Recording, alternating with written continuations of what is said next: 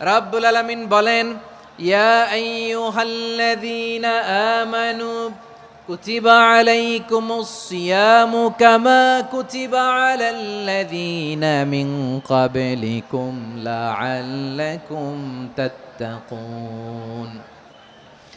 আল্লাহ বলেন, ও বিশ্বাসীরা শোনো শোনো, তোমাদের জন্য সিয়ামকে ফরজ করা হয়েছে, ঠিক যেমন ভাবে তোমাদের পূর্ববর্তী উম্মতদের উপরও সিয়ামকে ফরজ করা হয়েছিল, লাআল্লাকুম তাত্তাকুন, যাতে করে তোমরা সবাই মুত্তাকি হতে পারো। সুবহানাল্লাহ বলেন, যাতে করে তোমরা আল্লাহ সচেতন হতে পারো। সিয়াম পালন করাকে আমাদের জন্য ফরজ করে দিয়েছে কে? এটা শুধু আমাদের উপরই ফরজ না, আমাদের আগে যত জাতিগোষ্ঠী এই পৃথিবীতে এসছে সবার উপরে সিয়াম পালনকে ফরজ করেছে কে? তবে ধরনটা ভিন্ন ছিল, এক এক জাতিগোষ্ঠীর জন্য এক এক ধরনের ছিল। আমাদের জন্য সিয়াম ফরজ টানা 1 মাস 30 দিন বা 29 দিন। পূর্ববর্তী অনেক উম্মতের উপর 1 মাস ছিল না, 3টা ফরজ ছিল। কয়টা? প্রতি মাসের 13, 14, 15 ফরজ ছিল তাদের জন্য। কারো জন্য শুধু একটা, আশুরার রোজা। কোন কোন উম্মতের জন্য 10টা। কোন কোন উম্মতের জন্য রোজা ফরজ ছিল মৌনতার রোজা, আরবিতে বলে সওমুল ইনসাত, মানে সারাদিন খেতে পারবে, পান করতে পারবে, স্ত্রীর সাথে মেলামেশা করতে পারবে, কিন্তু কথা বলতে পারবে না। কথা বললেই তাদের রোজা ভেঙে যেতে। পড়েন সুবহানাল্লাহ, কি অদ্ভুত ব্যাপার!